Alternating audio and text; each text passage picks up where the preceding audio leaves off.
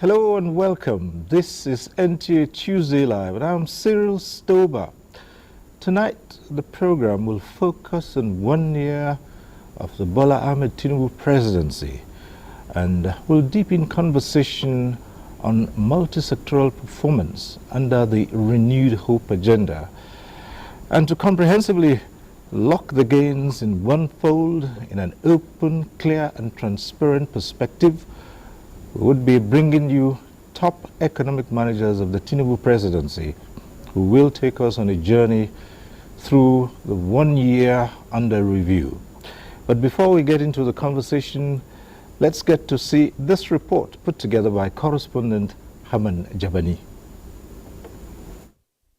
President Bola Ahmed Tinubu wishes to use this medium to continue to assure Nigerians that this government will not relent in its efforts until all strategic interventions are deployed efficiently and effectively, and until every household is positively impacted. These highlights of policy and economic direction by the then SA to President Tinubu set the government in motion towards the actualization of its hope and plans to change the fortune of Nigeria for good. You can assess a government in 1 year having come after 24 years of damage. When there is discontent in this land, when there is disaffection everywhere, people have already disquieted.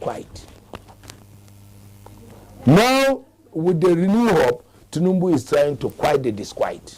The agricultural sector was one of the first sectors to receive presidential attention with the declaration of emergency on food security, which reflected the administration's determination to address pressing issues that directly affect the well-being of citizens, with increase in supply of subsidized fertilizer, supply of farm inputs such as seedlings and farm implements, expansion of investment in irrigation to increase food production, establishment of skill acquisition center by Niseni, strengthening of MSMEs. The federal government under the Ministry of Agriculture and Food Security flagged up the cultivation of dry season stable crops. The project fall under Agricultural Development Growth Scheme and Agro-Pack through the supply of $134 million loan facility from the African Development Bank.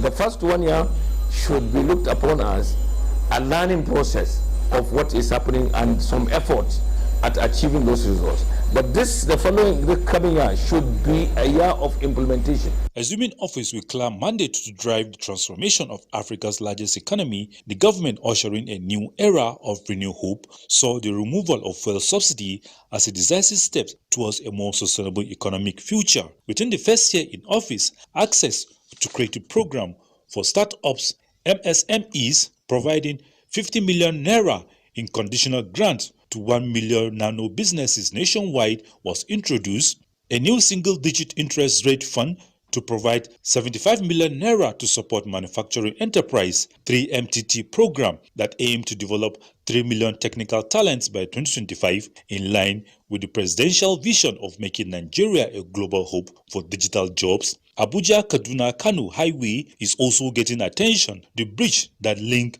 the mainland to Lagos Island is overhauled. The 700-kilometer Lagos Calabar Coastal Highway, which has been in the cooler for many years, has also been flagged off. President Tinubu described the project as a priority. There are also 30,000 kilometers of road that spread across the 6 geopolitical zones, a huge part of which undergoes rehabilitation and reconstruction. The Renew Hope Cities and Estates program, initiated by President Tinubu administration, aimed at bridging the housing gap and making home owners accessible to average Nigerians, was officially launched in February 2024. From this site, granite seller we eat. From this site, water seller we make a living. From this site, nail sellers, carpenters, all those, roof makers, we make a living. Brick and mortar, we stand the test of time and bring a glory of Nigeria brighter than we met it. in the oil and gas is to increase production and reform to attract international investment across the value chains, as higher production translates to greater investment, increased revenue and foreign exchange earning for the country with a more functional midstream and downstream sector. Achievement in the environment sector are mainly in policy, which began with the signing of MOU between the ministry and the government of Cameroon on the protection and conservation of their biodiversities and trans-border security. The Tinubu administration has made it clear that its priority is to renew Nigeria's hope, bring about prosperity and unity, transparent, effective, and visionary governance, providing the platform for refined national development for the betterment of the nation. Hamman Jabani. All right, that report sets the tone for tonight's discussion. Let's start by introducing our guest tonight. We'd like to welcome to this program, I believe for the very first time, the Minister of Finance and Coordinating Minister of the Economy, Mr. Wale Edu. Minister, thanks for being here. Thank you for having me, Cyril. Thank you. Let me also welcome to tonight's program Senator Abubakar Kyari, the Minister of Agriculture and Food Security. Minister, thanks for being here. Thank you. Once again, I'm back here. Right, it's the second time around of this program. Thank you very much. Okay. Let's welcome also Celestine Okanga. He is the Director General, Nigerian National Accreditation System. Thanks for being here. Thank you, Cyril. I'm glad to be here. All right. And also joining us from our Kano studio is Garba Ibrahim Sheikha. He is a professor of economics at the Bayero University, Kano. Prof, thanks for being here tonight. Hello, good evening. How are you? Nice to have you join us. Well, at some point in time, given the nature of this program, it gets interactive. It means you can join in the conversation in the studio. But when it is that time, we will, as usual, remind you of the process and the procedure. For now, let's begin to look at the issues. And it's 1 year since the current government got into office. And while some would say there's beginning to be a revival of the economy, others will say it's still wobbly. But let's ask the Coordinating Minister of the Economy the very first question and say, how far with the Tinubu administration and Nigeria's economy so far? In a nutshell, Cyril, so far so good. But let me just take a moment to correct you. You said it's my first time on Tuesday Night Live, NTA Live. Right. It actually is not. Right. And I must commend you on your longevity, your staying power, because the first time I was on was decades ago. And that time, NTA headquarters was in Victoria Island, so you can imagine how long ago it was. But more importantly, the video that we have just seen, I think just showed it all. It has been 1 year of President Bola Ahmed Tinubu's leadership, and he has turned the economy around. The figures show it. The economy is growing at virtually 3% per annum. Population growth is at 2.4%. And that is a track which you want to carry on going down and to even accelerating, going faster and going bigger down that same route. What has been done to get the economy going in this direction needs to be continued. Combination of fiscal prudence, increased revenue generation, increased oil production as well, and as well as, importantly, interventions on behalf of the poor and the most vulnerable. So you take the society along as these important, necessary macroeconomic changes are being implemented, and they do come at a cost. Inflation, higher costs for businesses. But in a nutshell, Cyril, so far so good, but there's much more to be done. All right, we'll get into all of that as we continue with this conversation, but let me come to Senator Abubakar Kyari. The very first thing anyone would say is everything comes down to having food and shelter, and food is extremely important in this case. So the same question I would put to you, in 1 year of this administration, how has it been in terms of food security and what are we looking at? Well, I would say tough. It's been a Herculean challenge. But I'm happy to say that the President Bola Ahmed Tinubu, from the onset identified that there is food insecurity when he declared the emergency on food on July 13th of 2023. And subsequently, when we were sworn in, he renamed the Federal Minister of Agriculture Rural Development to Federal Minister of Agriculture and Food Security. And that's an emphasis, again, the second emphasis. Then the third emphasis came just barely 2-3 weeks after we were sworn in on our first Federal Executive Council, when Mr. President unveiled his 8-point agenda, on which number one was food security. So that in itself gave us the mandate, the marching orders, to make sure that we succeed in that direction. Now, like I said, it's been tough because there have been so many, like one of the speakers in the preview said, it wasn't something that started today. It was a long time in the making. But I'll just take you through just recent times, through COVID, the flooding and all what have you that impacted on food production. And that also, because when we look at the situation today, we look at in terms of supply and demand. Whenever the demand is increasing because of our population is increasing, and then the supply is yet to meet up with that growth in demand, the tendency of prices going up is there, but also the tendency for food shortages are also there. But what we went on the onset was to ramp up production. And I'm happy the Honorable Minister for Coordinating Minister for Economy is here, who leads the economic management team. And we went ahead first with the first phase of the dry season. Now, mind you, what we have so far seen in the first year of President Bola Ahmed Tinubu's tenure is only one cultivation. So we are yet to go into the wet season cultivation. In fact, even we have not even harvested the second part of the dry season, because dry season in itself is divided into two parts. First planting is around November, December. Then the second one is around March, April.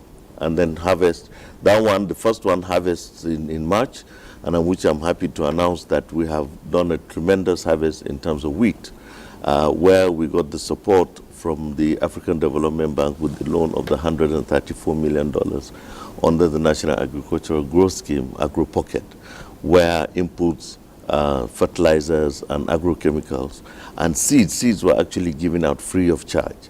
And seeds were we had 6,750 metric tons of seeds imported from Mexico, hybrid, drought tolerant and heat tolerant wheat seeds. And I'm happy to announce here that those seeds produced much more yield than our local variety. We were getting almost 4 to 4.5 tons per hectare.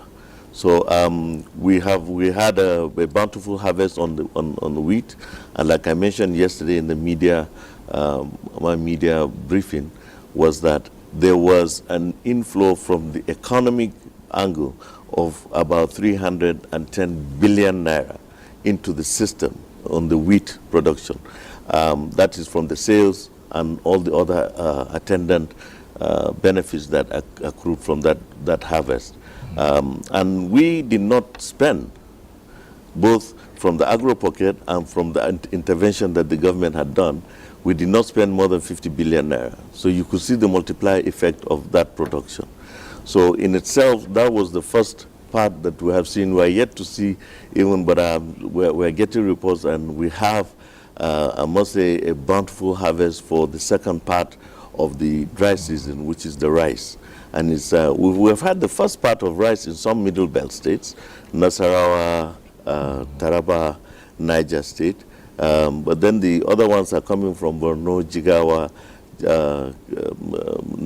Kebbi, and Katsina, Sokoto, and Zamfara states. So I'm very sure that we're going to have some good results in the coming weeks when the second part of the dry season is harvested. Okay, so much you've talked about, and we'll also look at some of these areas you've talked about. But let's come to Mr. Kanga and say, generally, on the general outlook, how would you rate this period that's under review? Cyril, this period, the federal government have done marvelously very well. Some of them are very silent that the ordinary Nigerians may not see it, and I think that's why we're here. And I will give you a very good example. The accreditation system is the system that provides certification for products for export, inspection for whether incoming and outgoing activities, such that when he leaves this country, the certificate issued here will be accepted globally. We have had challenges for that since 20, 30 years ago. And of course, we're all aware that in the past we had stories of product rejects, goods rejects at different destinations. Within this short time that this current government took off, we made a 20-year leap.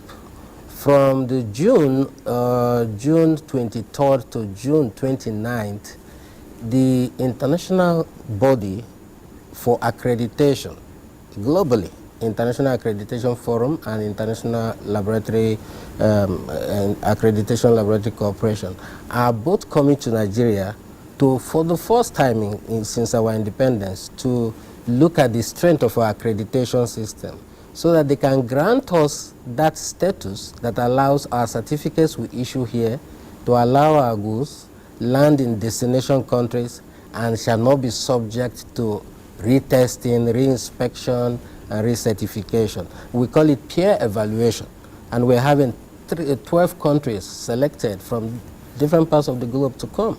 So this is something we are achieving because this current government, immediately they came in, began to implement the national quality policy that was approved by the previous administration. But implementation took off immediately when the administration came in. And of course, the National Council is in place under the presidency. The National Council is chaired by Barrister Osita Boloma, the immediate past DG of SON. So I think that's a very quiet but very, very key milestone we're achieving in terms of ensuring that our non-oil export can now receive appropriate respect it deserves outside and bring in the revenue we need. Okay, thanks so much. We'll look at that in greater detail. But let me return to the Minister of Finance. Yes, things were really tough. As, even this administration has admitted an assumption of office, and the economy needed to be tinkered with. But you also would have Nigerians say, if you have a tough economy, a difficult situation, why introduce policies and strategies that across board would seem to have created more difficulties, would be tougher on the citizens to cope with? Wouldn't there have been alternatives but this? And these are the questions that I asked regularly. The government came in and took some very hard decisions, like the president himself acknowledged. Very hard decisions were taken. The president was clear that the economy needed reforming. It needed to be turned around from the path it was on. That path was essentially a path to bankruptcy. The national oil company that was helping to fund the fuel subsidy would have been bankrupt. The federation account would have had no funds. And of course, the federal government would have had no funds if we had carried on paying the unsustainable subsidy that was costing 2% of GDP. Likewise, the broken foreign exchange market was leading to activity that was rent-seeking, not value-added in any way, And of course, it led to the drying up of the foreign exchange market. So the private sector as a whole, particularly foreign direct investors who had shareholders abroad and who regularly, and business generally, that needed to import from time to time, found themselves without access to a liquid foreign exchange market. So the system was broken and it needed repair. And the measures that were taken by Mr. President, it was done swiftly, was done very boldly, and it did lead to a spike in the cost of living for the ordinary consumer, admittedly, and also business costs rose as a result of the inflationary spike when oil subsidy was removed and when the foreign exchange market was reformed. But as he had always promised, Mr. President intervened. He put together an intervention package that dealt with virtually every sector of the economy and society. So, for instance, in the agricultural sector, as my colleague, the Honorable Minister for Agriculture and Food Security, has said, since from July 2023, a food emergency was declared. 30% of the world's population is food insecure to one extent or the other. And we have our own fair share of that, and that's why there was such emphasis. And I think we can look forward also to the fact that the current turnaround of the economy that has led to, in the first quarter of this year, growth of virtually 3% compared to just over 2% this time last year. That is without the input of agriculture. As the minister said, we've just had one cycle of agricultural output, and that was a recovery cycle because it actually contracted. In the first quarter of last year, agriculture contracted. So when agriculture, the support and the input of agricultural production is reflected as time goes by in the indices, we can expect growth our growth to be even stronger, and clearly inflation to come down, because 50% of the consumer price index, 50% of the inflation index is food items. So once you deal decisively with that, you find that you have a much easier path. And so the important thing I think I also need to emphasize, Mr. President promised to our campaign the poor and the vulnerable in particular would not be left behind. Now, we have an intervention program that gives funding, 75,000 naira in the first instance over 3 months to about 15 million households. That's about 75 million Nigerians. And that effort, at first, because it is complex, it has to be technology driven, that effort stalled and has now been revamped in a way which will engender the trust, faith, and confidence of Nigerians, and will deliver directly to identified beneficiaries through a digital system. And once that is ramped up, the amelioration of the cost of living will be felt by many, many Nigerians. All right. Well, let's go over to Professor Garba Ibrahim Sheka, who is in our Kano studio. And thanks for being with us once again. The question is, in the last 1 year of the Tinubu administration, how would you rate the economy of Nigeria, given certain policies that have been put in place, strategies, and well, of course, you do know what the public opinion has been about how tough things have been, and still relatively tough. What are your thoughts on those?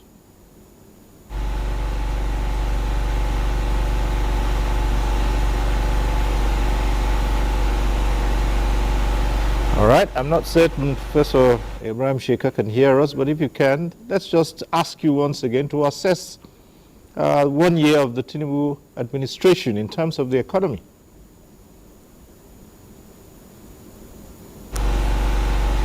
Hello? Yeah, I can hear you. Okay, fine. Well, I'm assuming that you heard the question. Yeah, about the review of Tinubu's 1 year in power.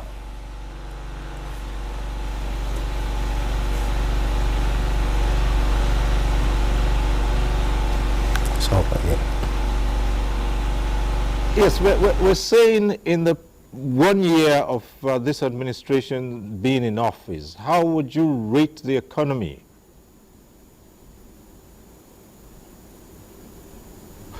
Okay, at some point in time we'll return to Kano and see if we can get through to Professor Garba Ibrahim Sheikha.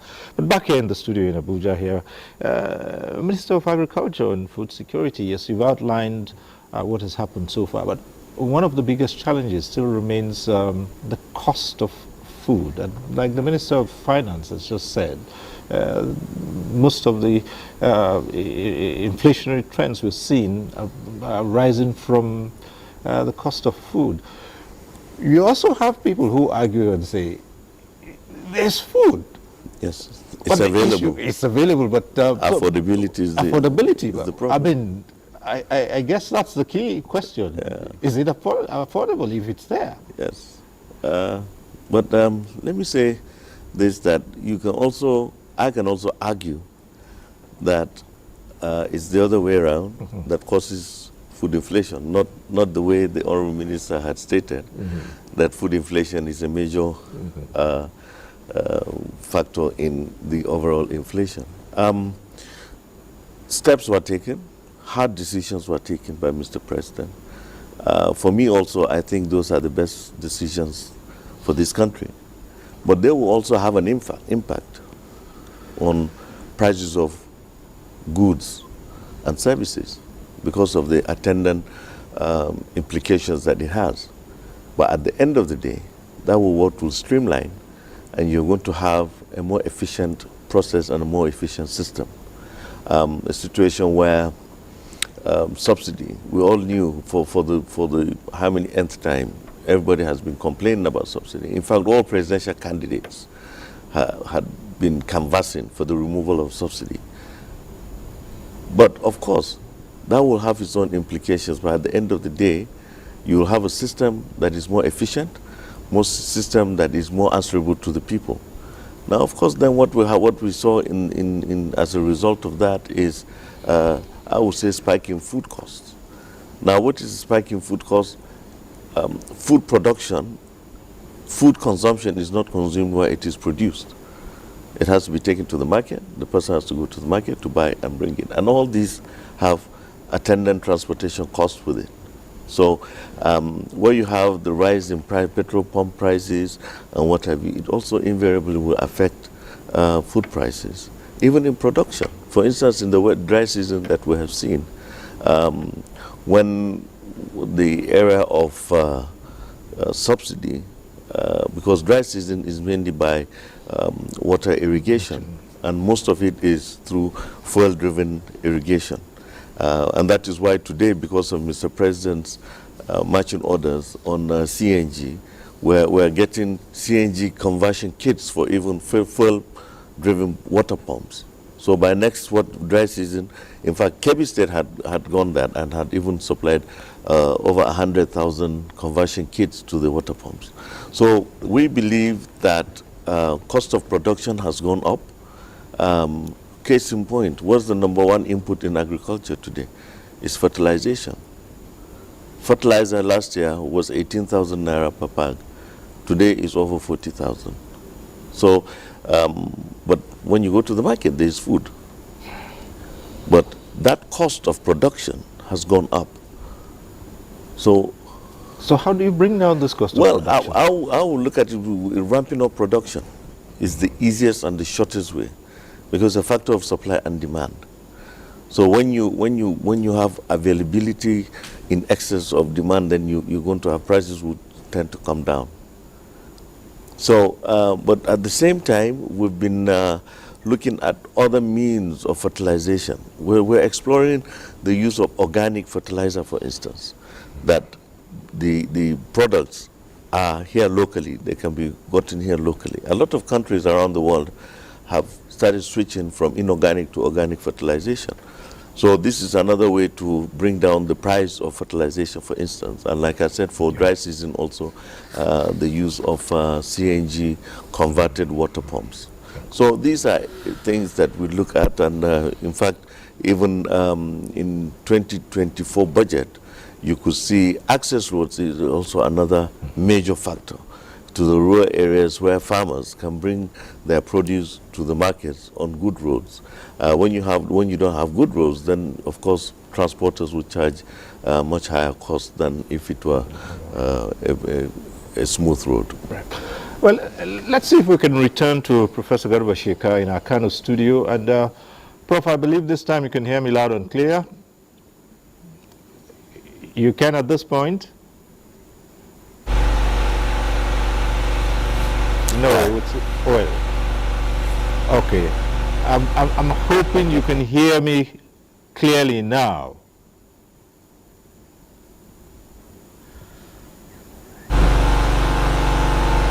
Well, if you can hear me, let me just repeat the question. What we're looking at is 1 year of the Tinubu administration, and we would like you to assess this 1 year from the perspective of the economy. Let's start on that premise, if you can hear me.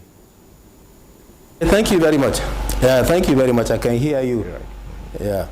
So, well, actually, if one is to do justice to the economic analysis of this administration, I think one will have to start from the removal of oil subsidy, which the president announced at the point of inauguration. It seems Nigeria is under pressure to remove oil subsidy, and most of the reasons given were that the benefit goes to very few Nigerians. But unfortunately, when the subsidy was removed, almost every Nigerian is now suffering. However, that policy has produced a lot of positive and negative side effects. People are suffering, transport cost has increased, prices of items have also skyrocketed. And then on the side of government informed us that they have actually realized trillions of naira out of that. However, even though most of us have reservation, we thought the government would come up with something like the Abuja's style of setting up something like PTF, which will utilize the money, but this money is distributed to governors, and if after the administration, president is asked to account for the money, I'm sure there may not be very straightforward, detailed account on how the money is spent. The second policy that touched Nigerians is the exchange rate policy, in which for just few hours in June 2023, Naira was allowed to float, and after some hours, the value of Naira depreciated from just 463 Naira per dollar to about 770 something per dollar. This policy really pushed Nigerians into hardships, even though we know economically, based on the whatever doctrine one is following, but the belief is that when Naira is devalued, import will be expensive and export will be cheap, and then we will have more export than import, and then there will be less pressure on dollar. And if the demand for dollar has come down, there may be, the value of Naira will appreciate. Well, whether that argument is true or not, Nigerians are now feeling what they are feeling. Again, there is this other policy, which recently the Central Bank Monetary Policy Committee also further, increased the monetary policy rate to about 26%. Though the argument is investors in Nigeria versus portfolio investors coming from abroad to put their money in the country. When interest rate is high, we feel it will attract portfolio investment. A lot of money will come into our stock market and other things. And then if, on the other side, if the interest rate is high, domestic producers will find it very difficult. And probably that is why when you look at the performance of the economy in the first quarter, we can see that only the service sector is making a lot of contributions. Agri sector is just making 0.18%, and I think the manufacturing sector is making 0.3 or something like that. So it means the hike in interest rate is making production very difficult in the productive sector, real sector of the economy, probably because of the hike in the interest, because a loan will be expensive, coupled with the exchange rate problem, as well as the oil subsidy removal, which made the energy very expensive. So these three reasons will certainly, certainly led to inflation, the very serious inflation on food inflation. Now, a hike in the petroleum pump price that increases the transportation cost, as well as the exchange rate policy, which Naira continue to depreciate, and then this CBN policy of rising interest rate. These three factors together made inflation a very serious problem, reaching a record of 35%. And I think this is something that government must look at if really we are to make progress in the country, because this inflation is making the country looking, going backward, in the sense that families are not able to get what they are supposed to get. And people, in fact, we can even say people are dying of hunger because people cannot be able to eat even in some places even twice in a day. Now, with this oil subsidy, exchange rate, and CBN monetary policy, coupled with the remnant of insecurity, though we have started feeling that the insecurity is wading away. Certainly, government policy is working on that. Cases are becoming less and less and less day by day, which means the policy government is taking in relation to security is working. And of course, there is a very strong relationship between insecurity and economic well-being. Most of the farmers in the rural areas where these banditry and kidnappings are taking place have vacated their farms. They could not be able to produce, and hence probably that is even one of the reasons why there is food inflation. And then most of those people are engaged in agricultural production, and they cannot be able to even remain in their villages, not to talk of staying in their farms. But gradually people have started going back to their villages. This issue of killings and so on, even though it's still happening, but in a very lower scale. And then coupled with this, what I also have to say is about this fight of corruption.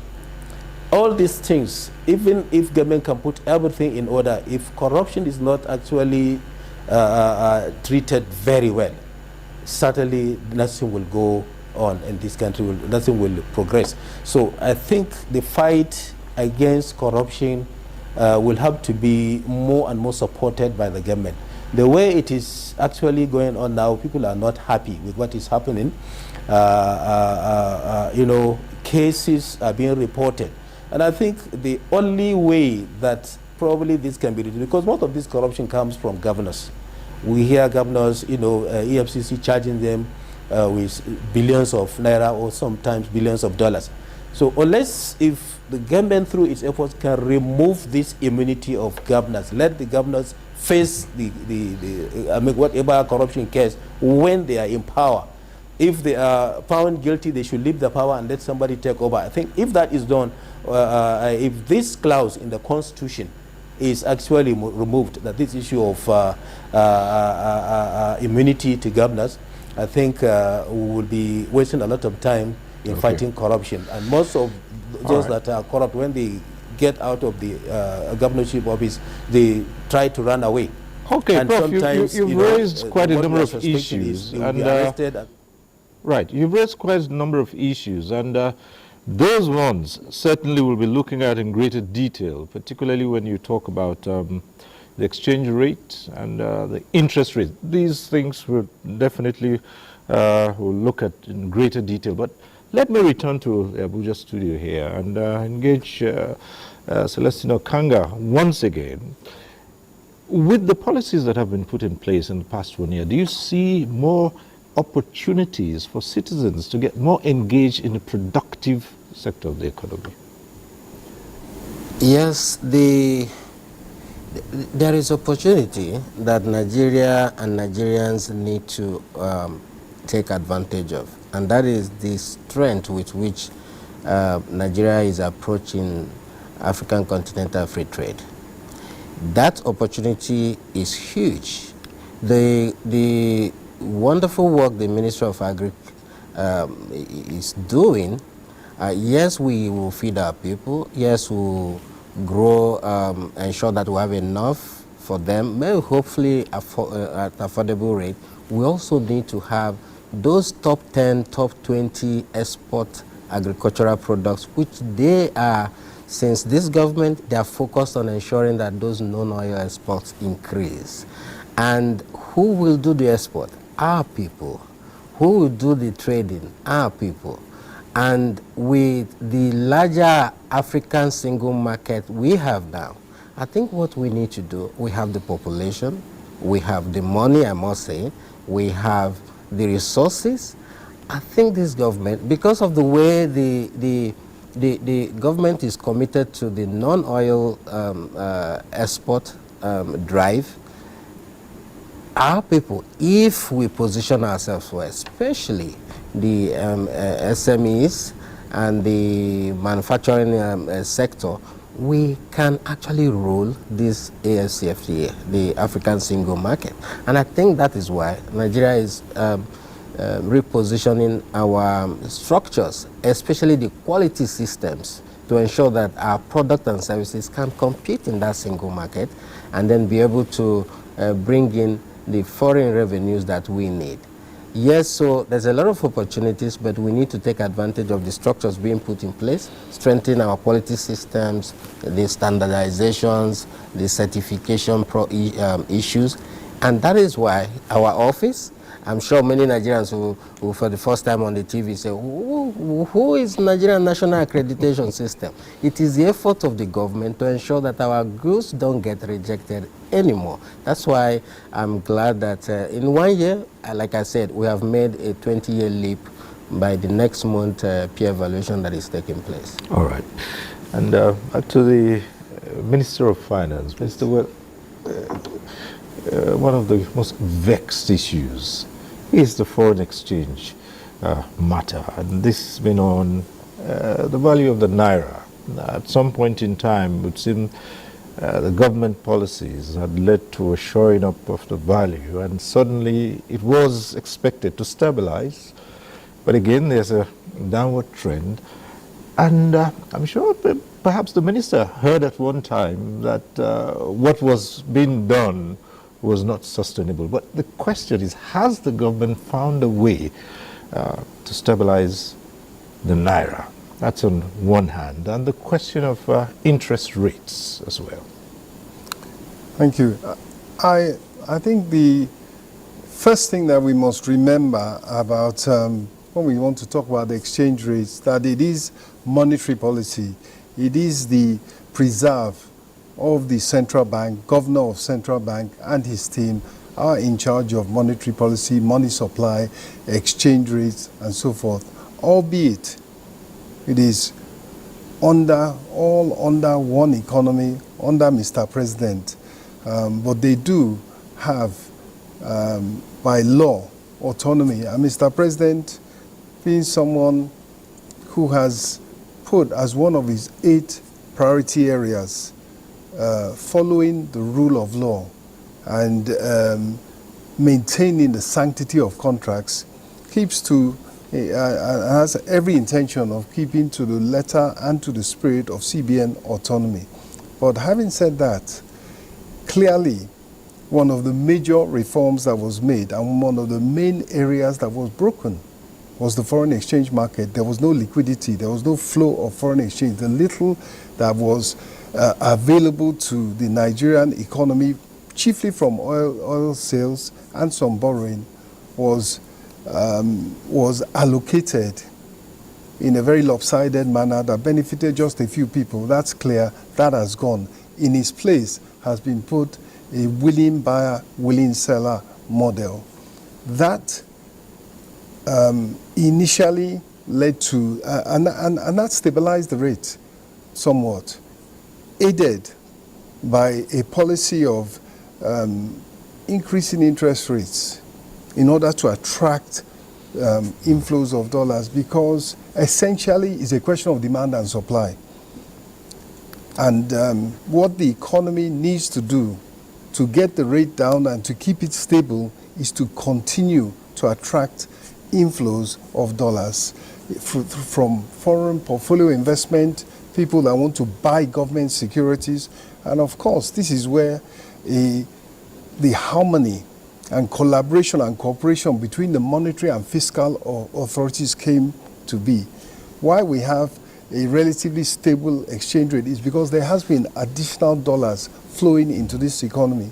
And on the fiscal side, it is by the government accepting and being willing to live with higher interest rates, higher debt service, by selling government securities at a rate that attracts the inflow of dollars. So it's a combination of the monetary and the fiscal authorities working to bring in dollars into the economy.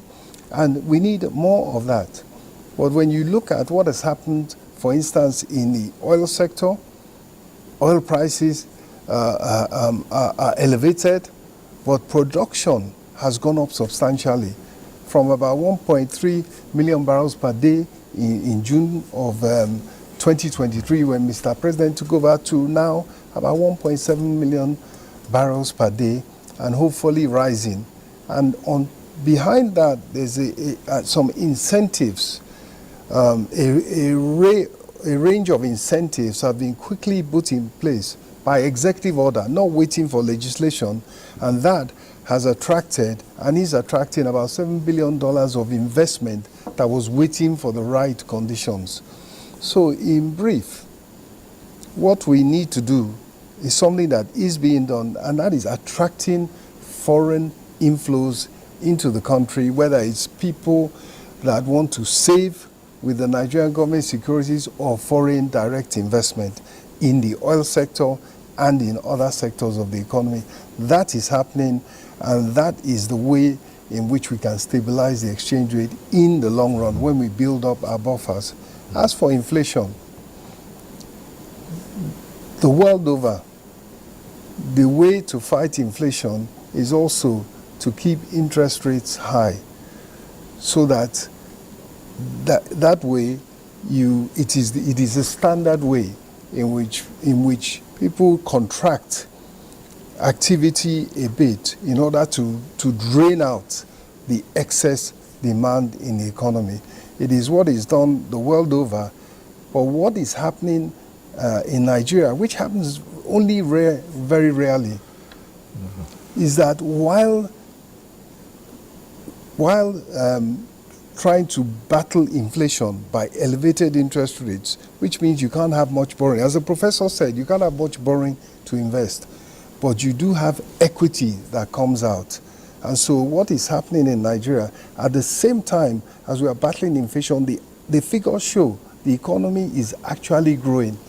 That is room, and that is cause for tremendous optimism that this economy is more resilient than we thought. And I will just end by saying, once again, the agricultural sector is key here in the battle against inflation and the battle to get the economy growing. And we are very optimistic that all the effort, all the resources being put in that sector will quickly yield results. And inflation, by all predictions, is set to fall. Well, in addition to the conversation, we do have a number of reports. Let's get to see this one from Kaduna.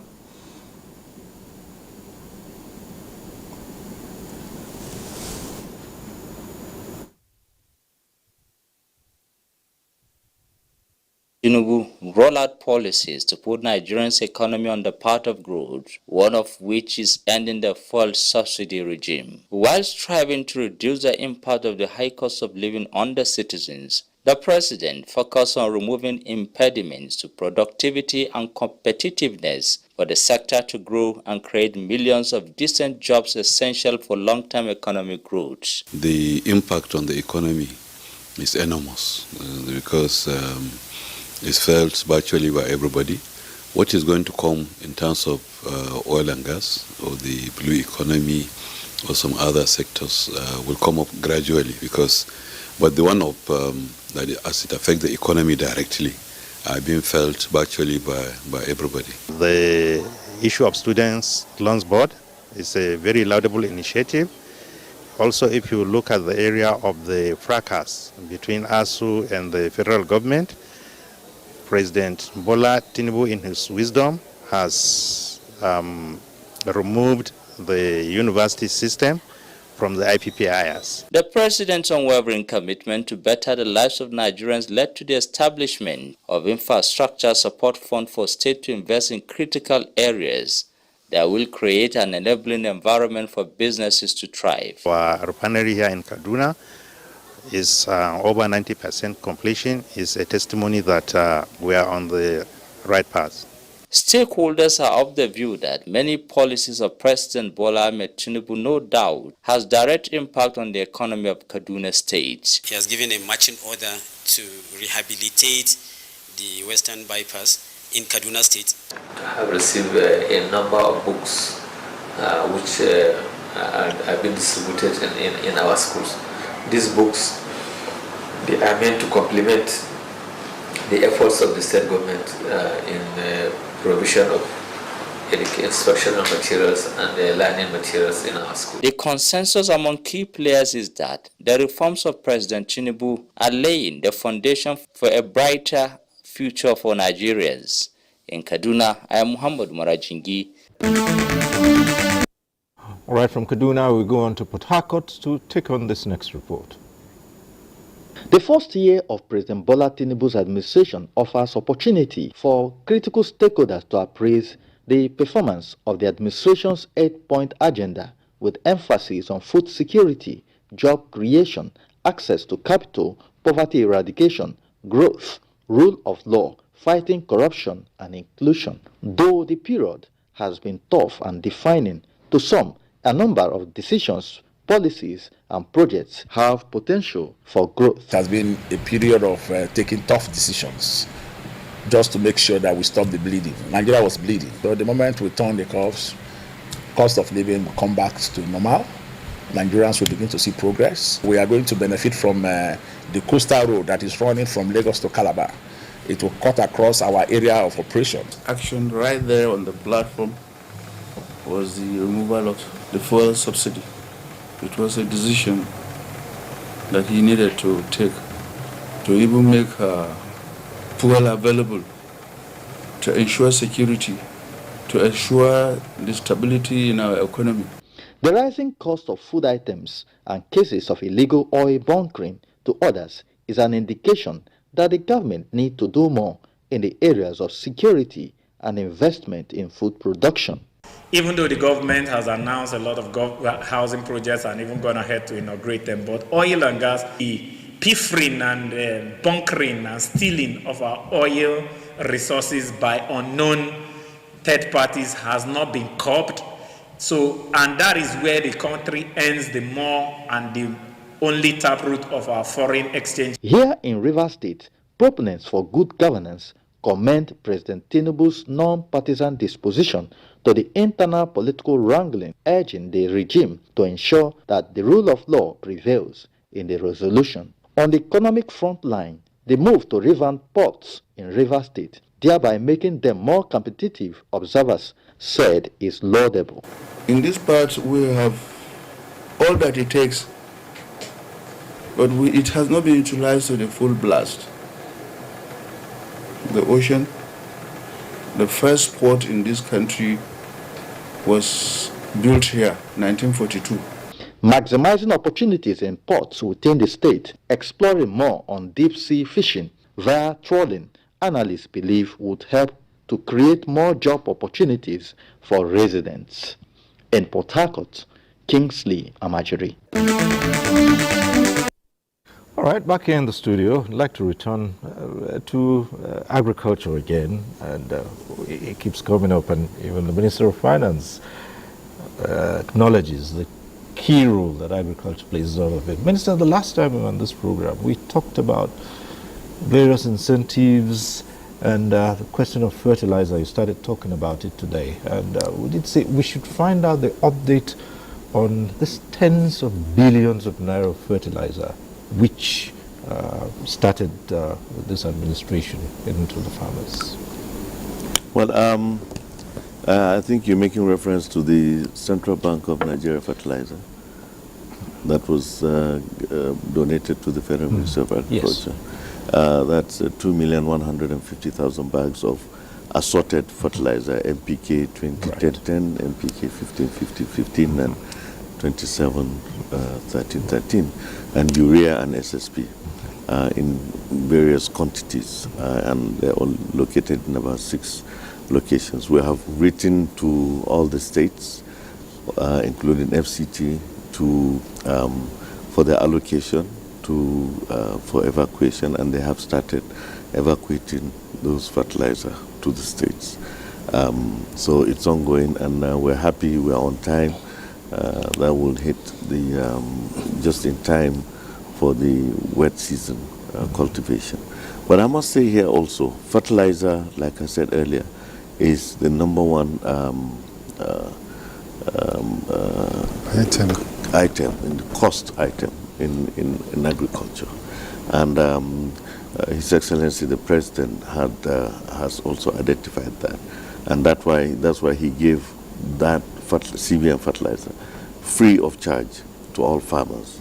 So there's no point, there's nowhere we're going to any farmer will buy those fertilizers. Now, that is also to assist the smallholder farmer. About 95% of our cultivated land today is being cultivated by smallholder farmers.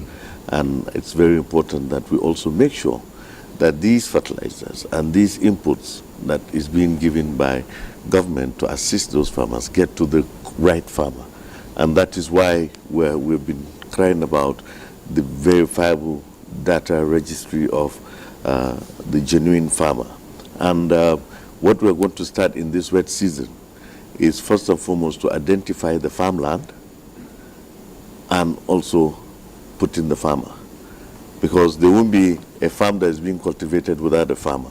But there will be a farmer without a farmland. And that's why we see all what we call the portfolio farmers. And that's what we've been crying about all from time immemorial. All the investments, all the spending government does in agriculture, the smallholder farmer in the rural area is still in its pauperized state. I mean, some of us that come from rural areas, we all know how our rural areas looked like 30 years ago, and they're still the same way. And majority of the people in the rural areas are farmers. So if the farmers are getting wealthier, then we should see remarkable difference in the society. But that's not what we're seeing today. So this is the target. This is where the 8-point agenda of Mr. President comes into being in terms of food security and at the same time economic growth, job creation. And we're trying to see how we can, in fact, the chairman of the reorganization and recapitalization of Bank of Agriculture is right here seated next to me. So the National Council of Privatization, chaired by His Excellency the Vice President, had given marching orders to restructure the Bank of Agriculture and recapitalize Bank of Agriculture, and also the Nigerian Agricultural Insurance Corporation. These are all steps geared towards assisting the smallholder farmer. But that is not to say that we are not also involving the large-scale farmers. I have been to several establishments from Kebbi State and to Nasarawa, where we have seen big establishments with processing and also outgrowership and also cultivation of their own farmlands.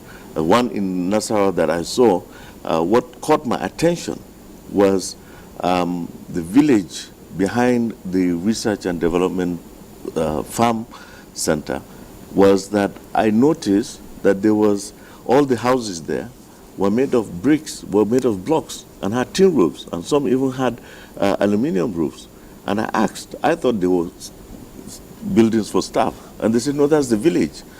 And you could see the transfer of wealth from the farmland to the community. And that is what we're actually looking for.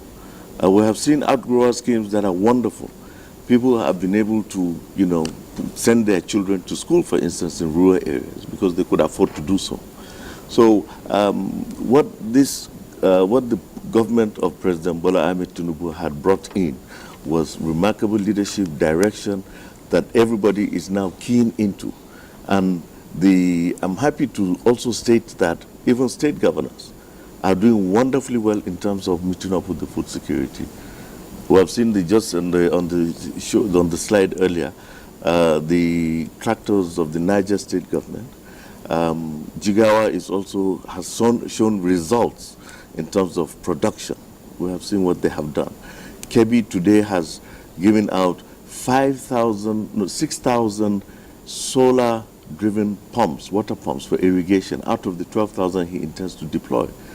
So these are places where the Borno State had commissioned 7 large irrigation sites. In fact, one in my hometown is driven by a 90 horsepower solar irrigation scheme. Wonderful structure. And we think we're going to look at that and see how we can,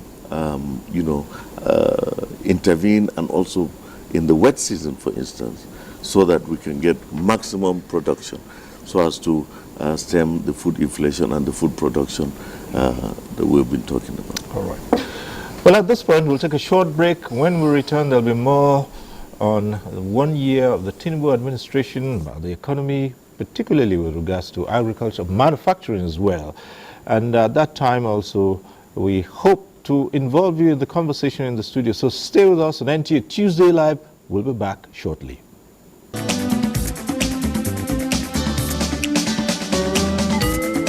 NTA Tuesday Live, a network issue-oriented innovation talk show. Thanks for staying with us. Now, this is the segment where you get to join in the conversation. In a short while, the telephone numbers to call will be on your screen. We advise to take advantage of those and call in with either your questions or comments. We say this every Tuesday. If you're calling in tonight and you get through to the studio, do us a favor, turn down the volume of your TV set. That's the way to avoid the echo or the hurlback. And we also encourage you to go straight to the point, be brief, so others can also get on the platform. One thing we tell you to do always is not to bother about the greetings. Just a simple hello is enough to get through with it. So thanks for staying with us. Before we start off, or before we continue with the conversation, we have reactions from Oka, reactions, views of some people we spoke to about 1 year of the Tinubu administration. Let's listen to those views. Road is one of the attributes of development in a community. We are happy for them to reconstruct our roads, and we are also looking forward for them to reconstruct others that are still bad. The Tinubu has done well for this 1 year, at least in the area of foreign investment inflow. We have had a monumental inflow of foreign investment. The president has actually done tremendously well in the agricultural sector. I think the first thing he did was to restructure the agricultural ministry to make it to be more responsive to the yearnings of the time. He went in to start activating most of the sectors of the ministry that needed to be attended to. He is working tirelessly to deliver his mandate. We know it is not going to take a whiff of the wand, but obviously he's step by step. Most of his policies are very good. It's just that we Nigerians are in a hurry. In fact, human nature, everybody's in a hurry.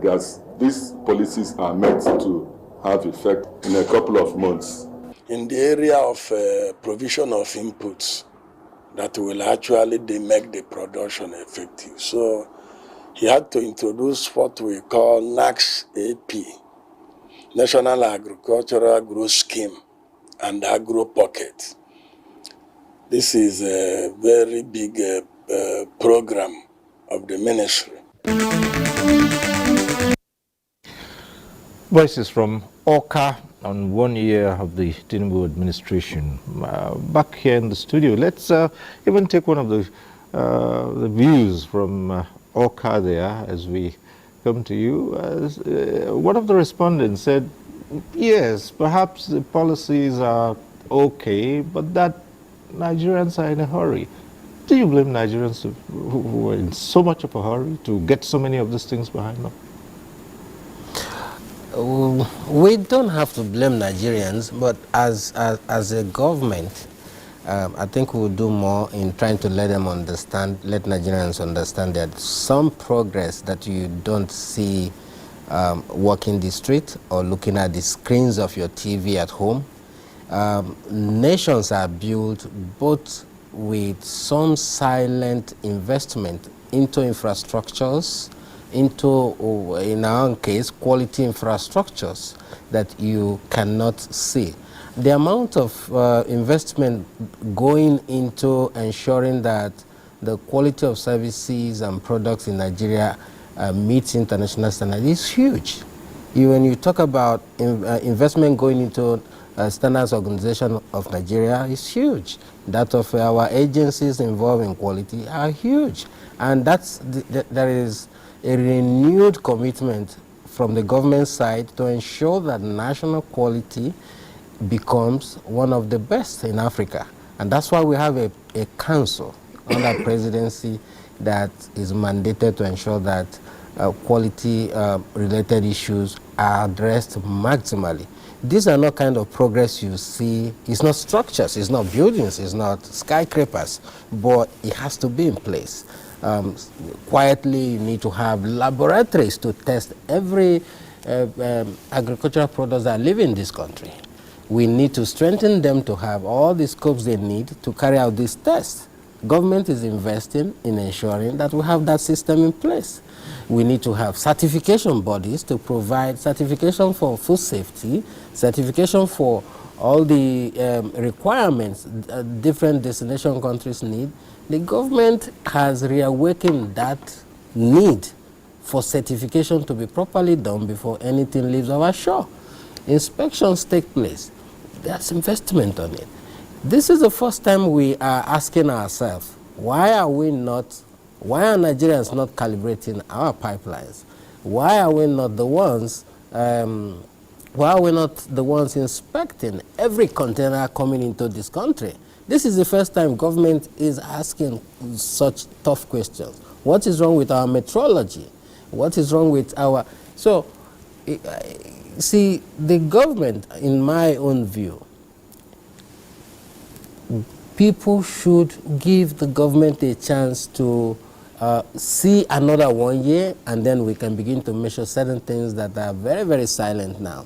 Nigerians need to be patient. I know that it's difficult now, everybody, food cost and all that, but you can hear Minister for Agric, he's just saying a few. You need to hear more if you talk to directors who are doing the nitty-gritty of this job. So Nigerians need to be patient. We are working behind the scene. All right. Back to our guest in Kano, Professor Garba Sheikha. Yes, you're still with us, I believe so. And I think that the communication has greatly improved and that you can hear me at this point. If you can just get a shot of him to just confirm that, yes, well, there you are. There's an aspect I want you to look at, and a lot has been talked about that, and we will hopefully bring that question to the minister as well. And that's talking about taxation. The intendment to further raise value-added tax. And you do get to hear citizens say, well, economies are not developed, or countries do not boost their economy merely by taxation. What's your take on that? Actually,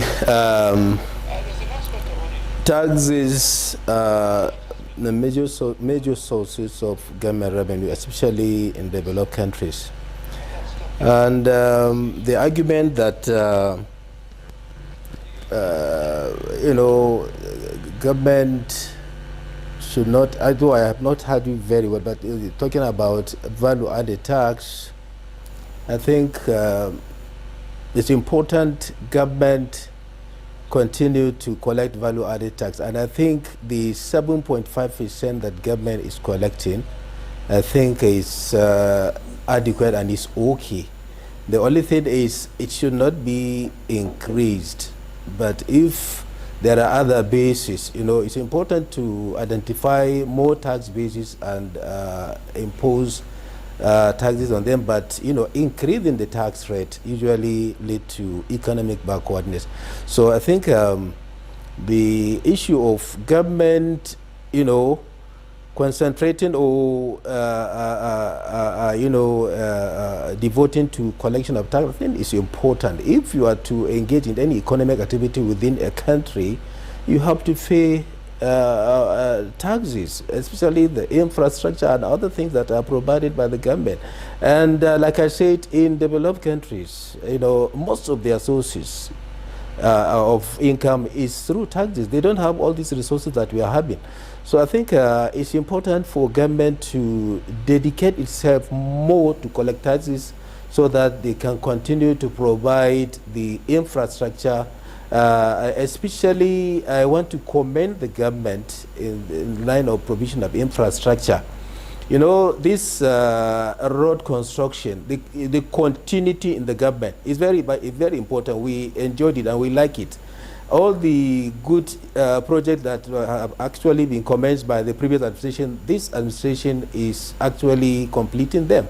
And I think that is important because there will be no wastage of resources. Any abandoned project is like a waste because billions of naira have been sunk. If government should abandon it, I think that is a very serious waste. So we are so happy that Abuja, Kaduna, Kano Road project is continuing.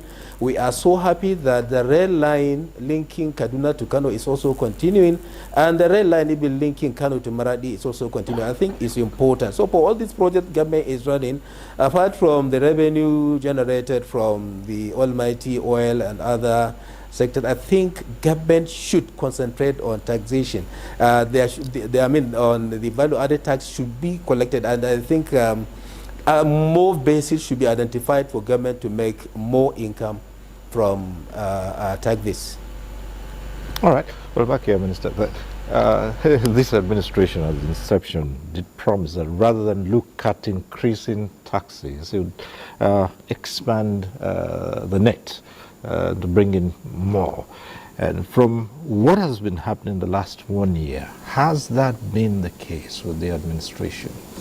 Well, what has happened is that the tax environment, the investment environment as a whole has been improved.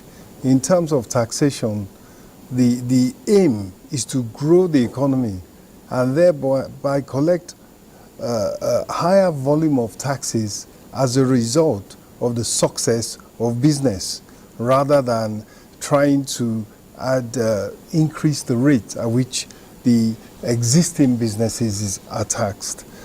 So the idea is that the taxes will come for government to be able to carry out its functions, its provision of basic infrastructure, its social services and so forth from a growing and prosperous economy. As of now, the rate of tax collection as a percentage of GDP, roughly just over 10%, is the lowest in Africa by far. Our peers collect 25% or so of from GDP in taxes. Similarly, government revenue as a whole, the government budget, government spending is small. And so we do have a tax reform and fiscal policy committee that has been working since last August and just more or less is rounding up its work, but in the interim is putting in place a range of tax reforms that will improve the investment environment, which is the ultimate key to get investment going. And there's a very ambitious target to increase the level of taxes collected to from about 10% to 18% of GDP over the next few years. And in fact, to increase tax revenue from about 13 billion last year to 19 billion this particular year, 19 trillion this particular year. And that is doable. We're looking to achieve that, and we're well on the way to achieving it. But overall, the Fiscal Policy and Tax Reform Committee will deliver a much more conducive environment. And for example, right now there are a plethora of taxes collected, and we must remember we are in a federation. The professor talked about accounting for oil revenues, accounting for the funds from removal of subsidy. Mr. President only has to account for 52.68%. The rest is the state governments and so forth. So, but back to the issue of taxes, there's going to be a harmonization, a rationalization of taxes such that people don't get a plethora of taxes. The cooperation and also the assistance of the states and the local governments are needed, because in a federation, both the federal, state, and local governments have taxing powers. But the aim is to rationalize and improve the tax monitoring and collection environment and remove the nuisance value and remove the burden of taxation that is unfairly placed on companies throughout the tax regime. All right. Well, we do have our first caller on the line tonight. Audi calling in from Kaduna. Hello. Good evening. Thanks for staying with us, and let's hear your question or comment.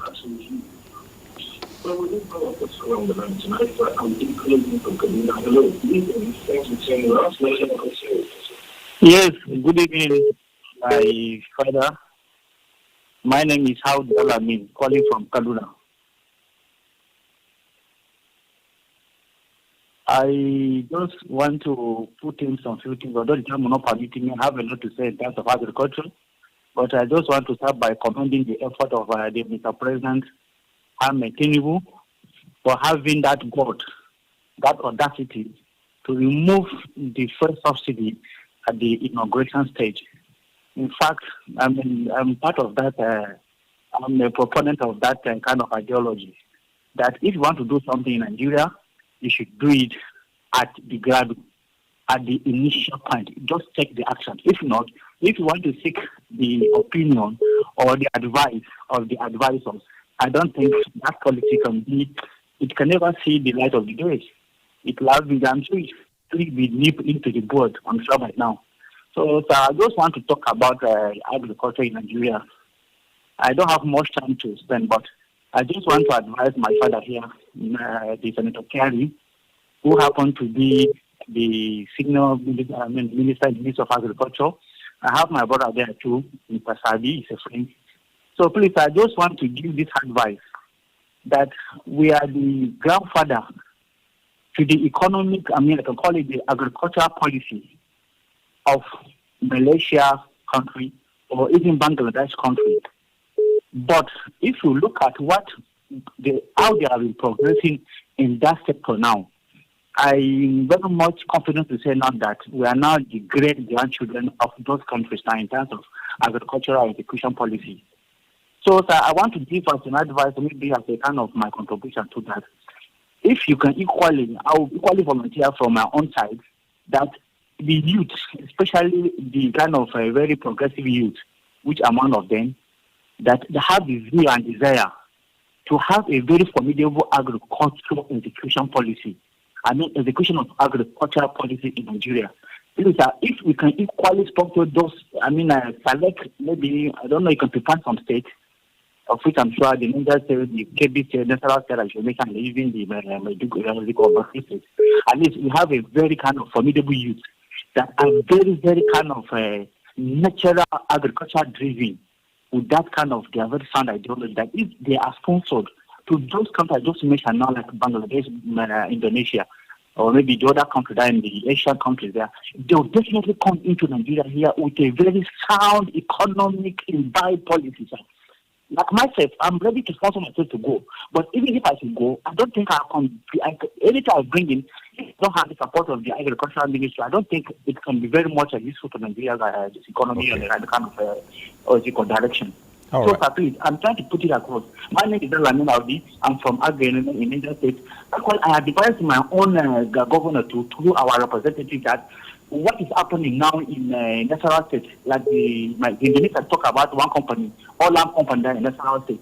I was there, one of them. I work in immigration service. I'm not doing their kind of immigration work. Okay. I know what is that, sir. I know. My friend is living that. All right, Audi, I guess the main plank of your contribution is youth involvement in agriculture, which of course the minister has heard you. He'll respond to the issues you raised there, Minister. Yeah, that was a very valid observation that he has made. And like I said, in the 8-point agenda of Mr. President, inclusivity is one of them, which means the involvement of youth and women. And in agriculture, that's what we're trying to do. And we also commend the activities of Her Excellency, the First Lady, in her Renewed Hope initiative, especially in regards of an agriculture and the home garden project. So we want to commend Her Excellency on that. Regarding the youth involvement, this is why we are going for mechanization. We want to incentivize the youth. We want to use technology. We want to use ICT so that you will no longer be using the number one implement today in agriculture, which is a hoe. This is something that is stuck in time. A hoe, you don't find any industry in this whole wide world that manufactures a hoe now. So that is something that is an analog. So we're looking at mechanization. We have already kickstarted 4 programs in mechanization under the Renewed Hope agenda for mechanization. That's the Green Imperative program. We have the Greener Hope, and then we have the John Deere, which we have signed the MOU, and also the Belarus tractors. All of these programs intend to supply 2,000 tractors and 100 combined harvesters every year for the next 5 years. So we are very interested in that. I also have created an office for a special assistant on youth, and we'll soon you'll see the effect of inclusion in that regard. Right, we have another caller, Abubakar calling from Bida in Niger State. Hello. Hello. Yes, go ahead, please. Hello, good evening, sir. Good evening. Yeah, calling from Bida. I've been watching your program and it's testing. The Minister of Agriculture was in Niger State a few months back when the governor commissioned the tractor. So these have been a very booming situation in Niger State. As we can see, Mr. Governor has cleared more than 10,000 hectares of land now. We have to start the farming process, and youth are documenting on process to engage on agricultural processes. This we want to advise the Minister of Agriculture. We have the research institute close to us.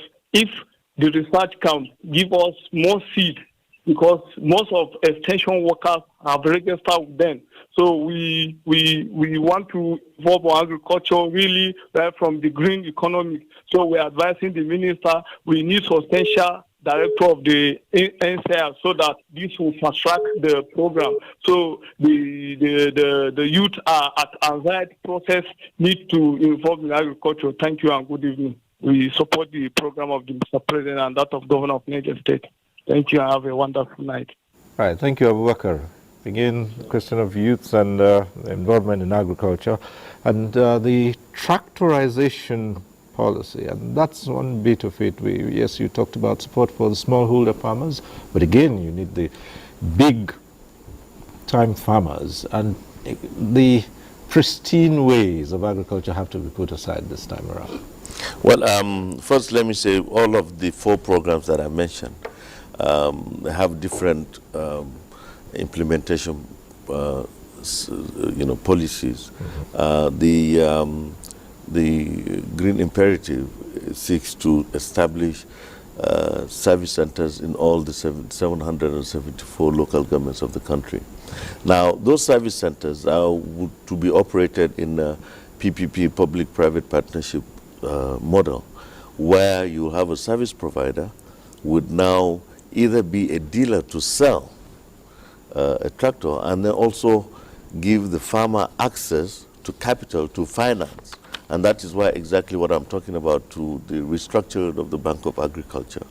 The second model is for the service provider to give leasing of those tractors to the farmers, or even in hiring in terms of land preparation and the plowing and harrowing at an affordable price.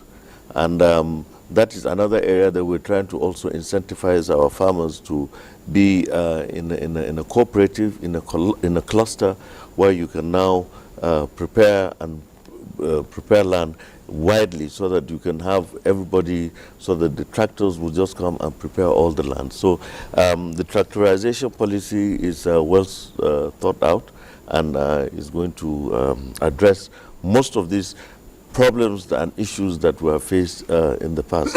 Let me also go back to my namesake from Bidda, who has mentioned the preparation of the land in Niger State, which is a very, very commendable.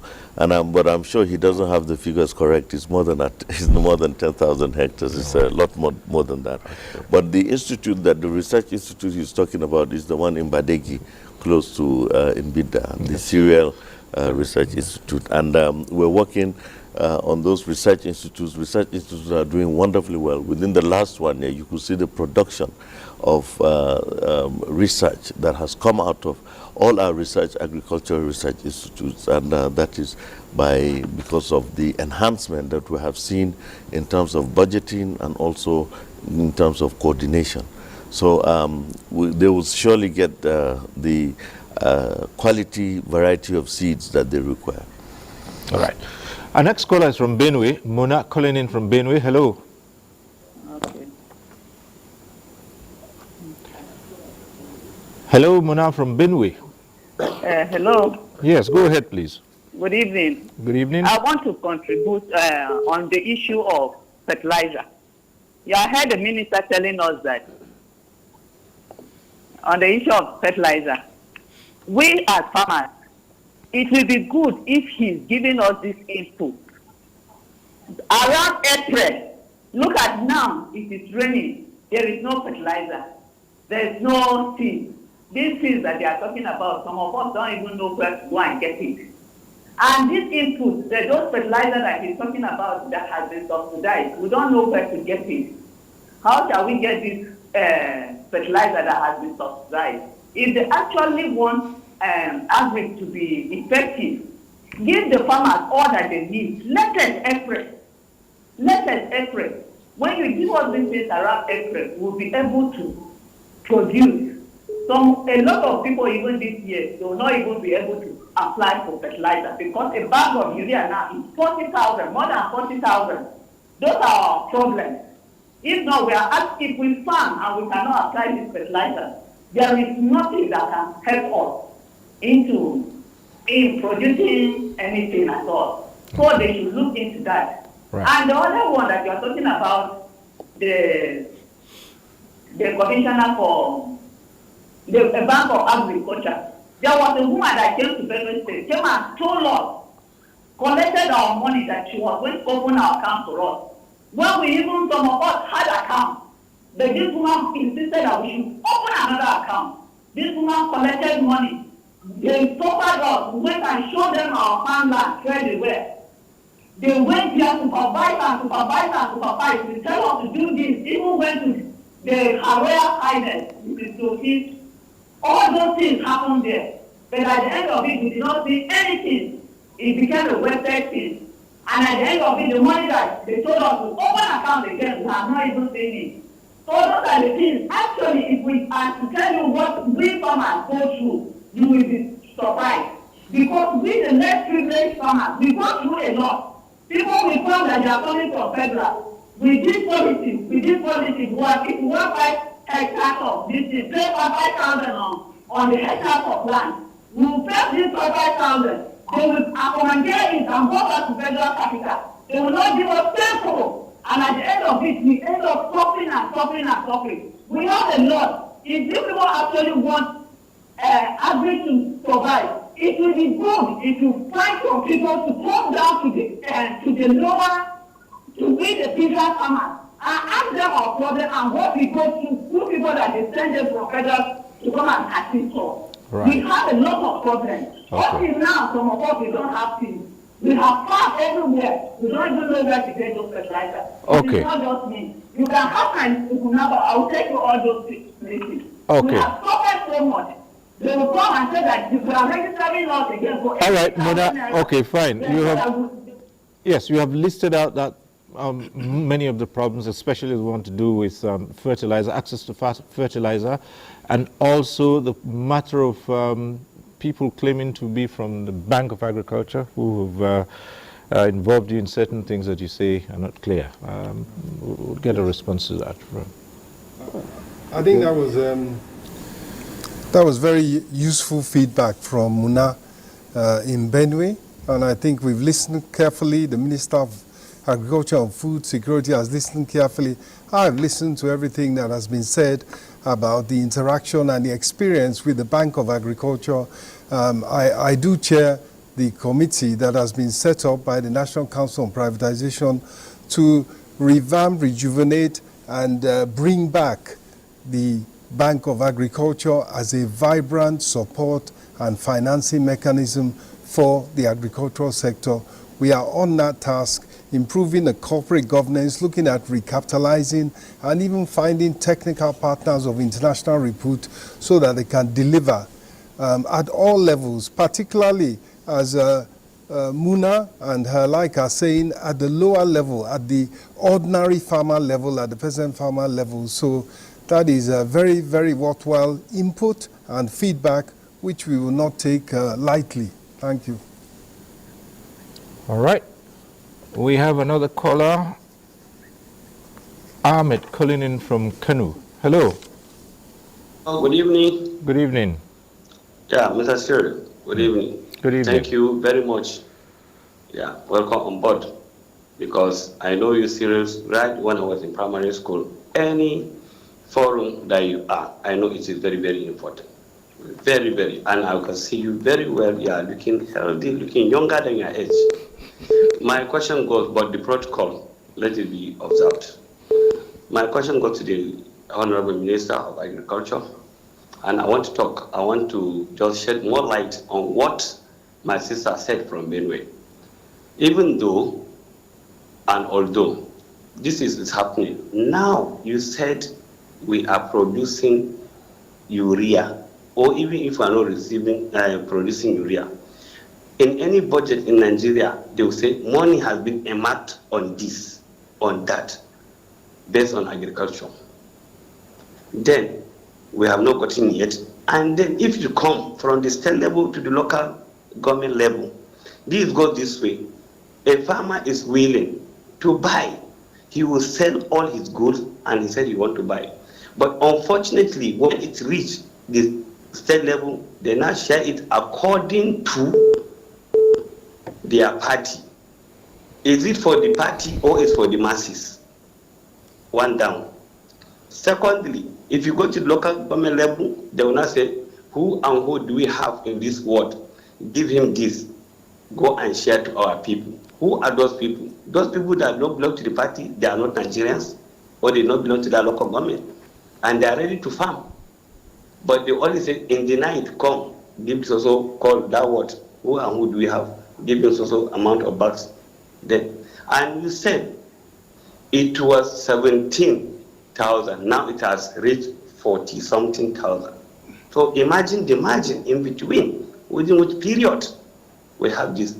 A farmer that can go to work, that is why you see our drainage is blocking, because the farmer thought this is the only easiest way they can get their manure.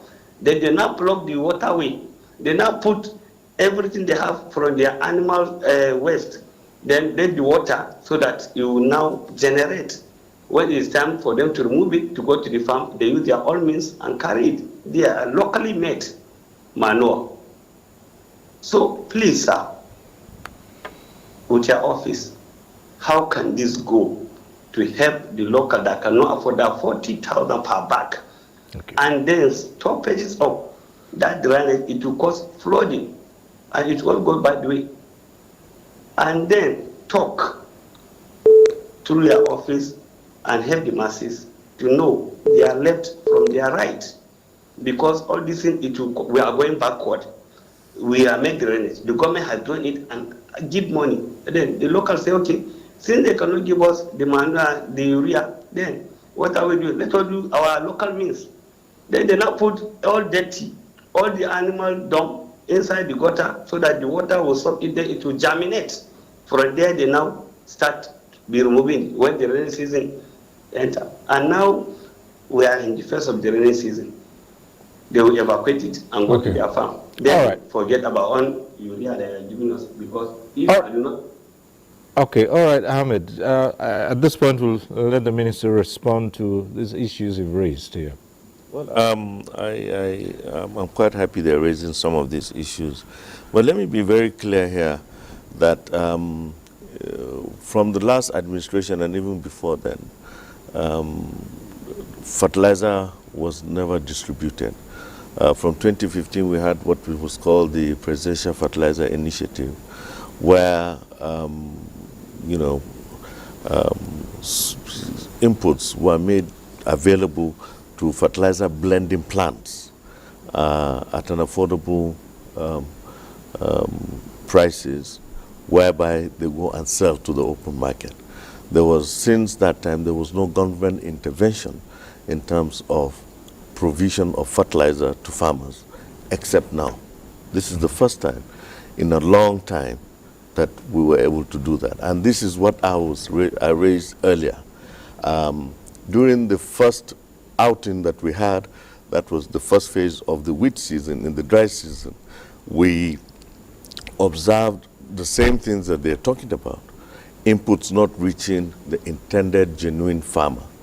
And I will also reflect that to the earlier caller, Muna from Benue, who had also said they have not seen anything. And this is what I have said earlier, Cyril, if you remember, that if all the interventions that government had been doing in the past had reached the intended farmer, the farmer will not still be the poor farmer that we know today. So this is what we're trying to do differently from what was done in the past. Try to see, like I said, identify the farmland first, and then find out who the farmer is on that particular farmland. But a lot of people out there go out, like I said, portfolio farmers. And sometimes I wouldn't want to say, because I'm a politician too, I wouldn't want to say political farmer. But in a sense, those are portfolio farmers, farmers without farmlands, that go and collect intended inputs for the genuine farmer and find their way around. There was an administration in this country in the past that had distributed 900,000 metric tons of fertilizer in 1 year. I come from a border community, and I know that across the border, across the international boundary, that fertilizer was the key. That's the #1 selling item across the fertilizer, across the border. So this is what we are talking about. How do we? We are going to generate a verifiable data, a farmer registry using technology, using GIS, geolocate the farmlands. We have seen farmers coordinates that fall in middle of cities or in middle of a highway that is not a farmland. So these are the kind of things that we're talking about. And I'm happy Ahmed from Kano has also mentioned these issues that they have not received, and people are not receiving such inputs. But we have our state focal directors in every state who have an office, and the states also do have ministries of agriculture. So I think we can all work together with the subnational and beyond, across party lines. We should not be single out only our parties, because if that is what Mr. President would do, then that was not going to be how we distributed even this fertilizer. Okay, we have Afolabi calling in from Kwara. Hello, Afolabi. Good evening, Mr. Shiri. Good evening. And our fathers. My message goes to the Minister of Agriculture first, before the Minister of Finance. Okay. Now, to me, looking at these agricultural programs, it's like it's one-sided in the country.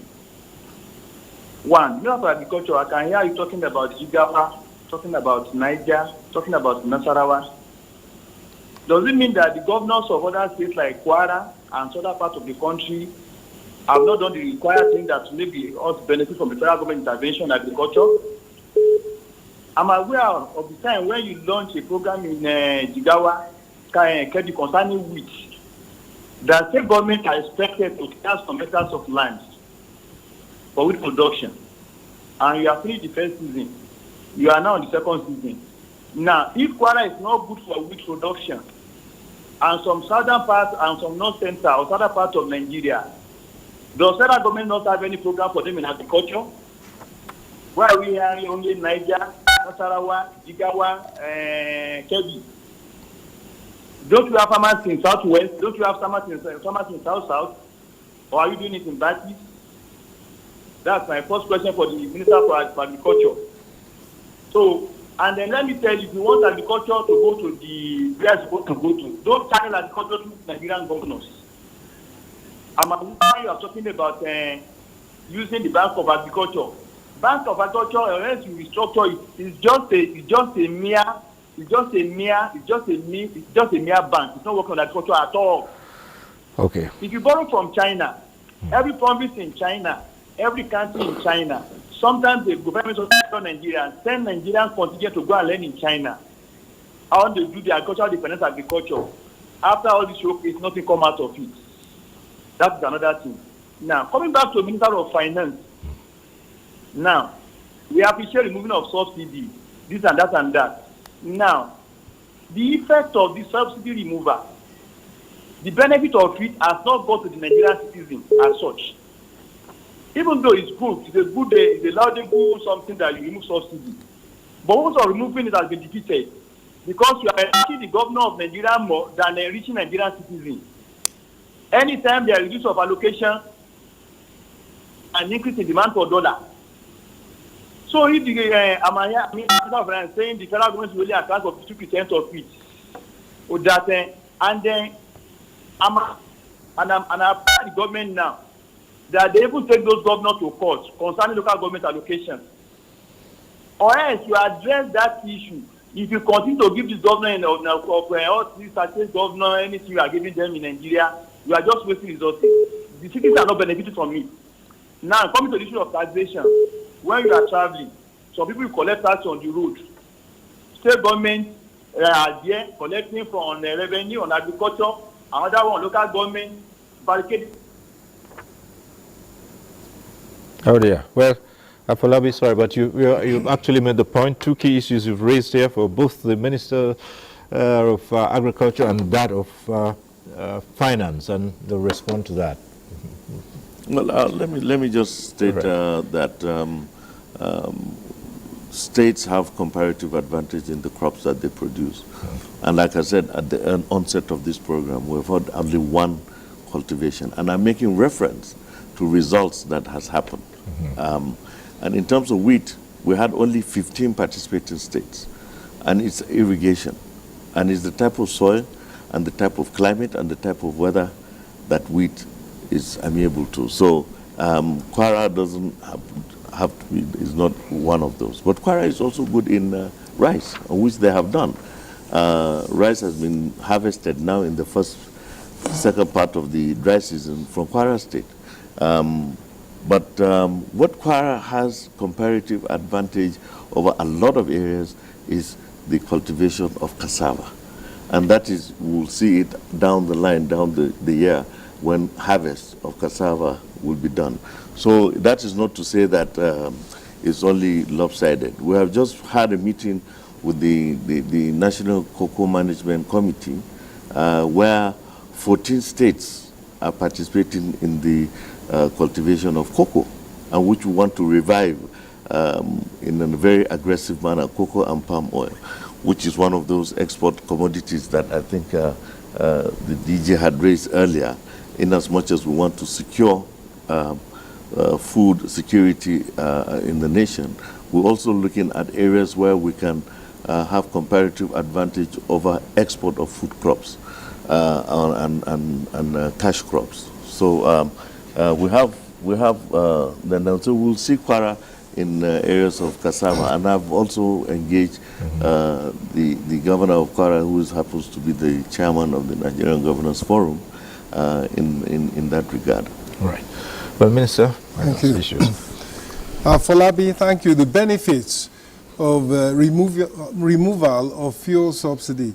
Well, I can list them, but I think it's more important to point out that in reforming the macroeconomic environment to provide stability, to ultimately get the economy growing again through encouraging investments of both domestic investors as well as foreign investors wishing to participate in this economy, it was a package.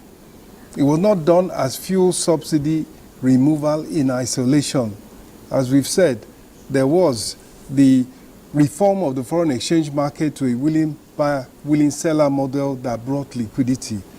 There was also, latterly, cost-reflective pricing in electricity sector as a way of getting greater efficiency and even viability in that sector. And along the line, government's revenues have been revamped.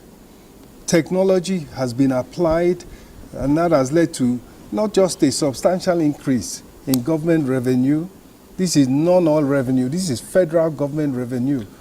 But it is also on a sustainable basis. We can see the trajectory of continuous increase in government revenue. Similarly, on the expenditure side, there has been once again a rejigging of the whole procedures and processes, such that there is now greater visibility and there is more efficient handling and more transparent, accountable handling of government revenue, and that is achieving and will continue to achieve major cost savings, and that's expected to continue.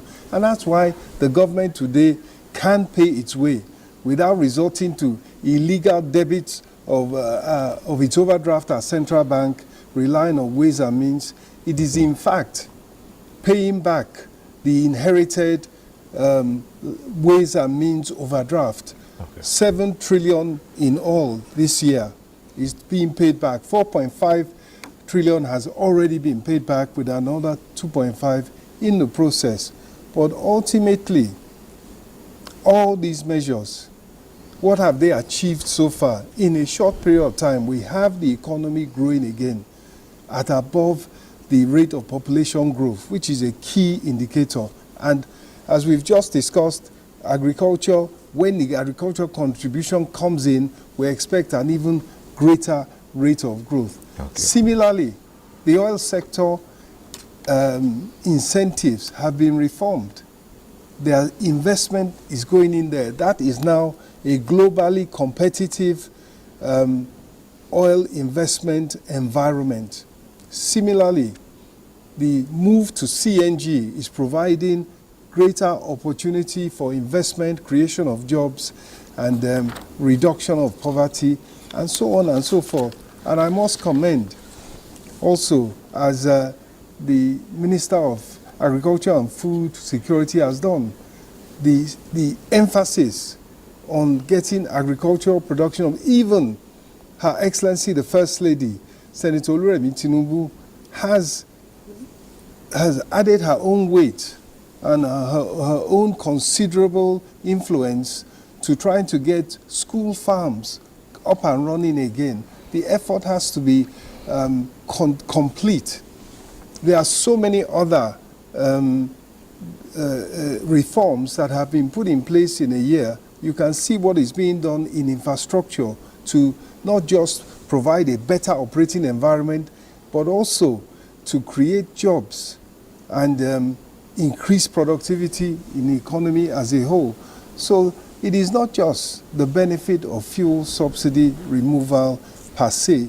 This is the benefit of a whole package of major reforms. And I will always, no matter how little time I have left, I will always end up by saying, alongside these necessary and inconvenient and even painful measures at times, is a total commitment to ensuring that the poor and the vulnerable are helped immediately by providing them the wherewithal to go to the market and buy. As we have heard, the food is there, it is the affordability, and that's why we are ensuring and improving the system for transparently and accountably providing funds directly to the poorest and the most vulnerable. Thank you. Well, we're just about run out of time on this program, so we'll just have to thank our guests. First, let's extend our thanks to Professor Garba Ibrahim Sheikha, Bayero University, who joined us from Kano. Prof, thank you very much for your time. Thank you. And let me also say thank you to Celestine Okanga, DG Nigerian National Accreditation System. Thank you so much. Thank you for having me. Minister of Agriculture, Senator Abubakar Kyari, it's always a delight to have you join us. You're most welcome. Thank you very much, sir. Well, I'm saving the last. We've run out of time, but there is still one matter which I want the coordinating Minister of the Economy to address in as short a time as possible, maybe just 1 minute. You just spoke about what you call the cost-effective pricing of electricity. The question here is, will the federal government have a second look at the tariffs given the impact of high electricity costs on the economy? I think the federal government, existing government, will always take a look at any policy. They're never cast in stone. They're always to be nuanced, always to be adjusted at any point in time. But I must say, it is also an integral part. That tariff move to a cost-reflective tariff is an integral part of what the Minister of Power has committed to, and that is within 6 months achieving 6,000 megawatts of provision of electricity. Not just generation, but the ability to wheel it and deliver it to homes, to factories, and to institutions. Thank you. Thank you, Minister. Well, you did say at the start of this program that you'd been on this quite a long time ago. Well, we must have hosted you a very long time ago, as you yourself noticed, without my realizing it. But it's good to have you come, and we do hope that you'd oblige us again in the very near future to talk about the economy, how it's growing, and how this administration is impacting the lives of Nigerians. So, Minister, thank you once more for being here. Thank you for having me a second time. All right, thank you. Well, thank you to all those who called in, for being part of this program. We appreciate you and your contributions. But as we say, next week we'll be back with NTA Tuesday Live. I'm Cyril Stober. Bye for now.